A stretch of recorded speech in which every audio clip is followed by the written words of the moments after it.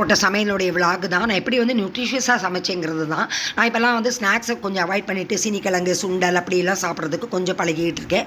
நேற்று வந்து நான் மோர்க்குழம்பு கத்திரிக்காய் பிட்டில் மணத்தக்காளி கீரை கூட்டு சாதம். இந்த மோர்க்குழம்புல நான் பண்ண மிஸ்டேக் என்னென்னா, நான் கிட்டத்தட்ட ஒரு 1000 தடவைக்கு மேலே ரெசிபி பண்ணியிருப்பேன்.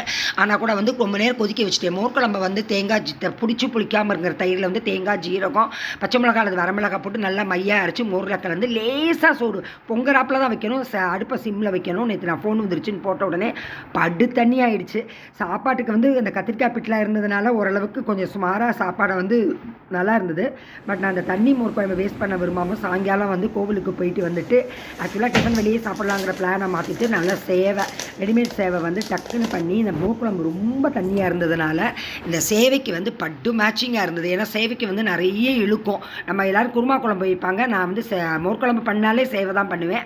அப்புறம் அடை பண்ணுவேன். நேற்று வந்து அடை பண்ணுறதுக்கு பதிலாக சேவை பண்ணேன். ஃப்ரிட்ஜில் வச்சதுனாலேயே என்னமோ கொஞ்சம் கெட்டியனாப்பில் இருந்தது. இன்றைக்கி வந்து நான் இதெல்லாம் சாப்பிடணும், நமக்கு வந்து ஸ்நாக்ஸ் சாப்பிட்றத அவாய்ட் பண்ணணுங்கிறதுக்காக இதெல்லாம் எடுத்து வச்சுருக்கேன். சாப்பிட்றேன்னா இல்லையானா பொறுத்து இருந்து தான் பார்க்கணும். மேக்ஸிமம் வெள்ளரிக்காய் போக வர சாப்பிட்ருவேன். காலையில் புதினா ஜூஸ் எப்படியுமே குடிச்சிடுவோம். இன்றைக்கி வந்து சாதம் மேலே பருப்பு வச்சாச்சு. சுரைக்காய், வெள்ளரிக்காய், பட்டாணி, முருங்கைக்காய் போட்டு ஒரு பொரிச்ச குழம்பு வந்து ஒன்றும் கிடையாது. மிளகு குழம்பு, புளி ஊற்ற மாட்டோம். ஆஸ் யூஷுவல் இந்த கூட்டு பண்ணுறாப்புல தான் தேங்காய், ஜீரகம், மிளகு எல்லாமே போட்டு அரைச்சி ஊற்ற வேண்டியது. மிளகு நிறைய போடுவோம். அதனால் வந்து உடம்புக்கு ரொம்ப இந்த வெயிலுக்கு வந்து இந்த நாட்டு காய்கறிக்கும் இந்த மிளகு குழம்புக்கும் ரொம்ப ரொம்ப சூப்பராக இருக்கும். இந்த கீரை வந்து ஆக்சுவலாக தயிர் கீரை இந்த ரெசிபி நிறைய தடவை போட்டிருக்கேன். உங்களுக்கே பார்க்குறவங்களுக்கே அழுத்து போயிருக்கிற அளவுக்கு எனக்கு போடுறதுக்கும் ரொம்ப அழுத்து போயிடுது. ஆனால் எப்படி நான் நியூட்ரிஷியஸாக சமைச்சேன். நீங்கள் சாதம், பருப்பு, ஒரு அப்பளம் வாட்டியிருக்கேன், கீரை, நெல்லிக்காய், வெள்ளரிக்காய், மல்லி, கேரட்டு எல்லாமே போட்டு ஒரு சாலடு. இதெல்லாம் சாப்பிட்டா வந்து ரொம்ப ரொம்ப ஃபில்லிங்காக இருக்குது.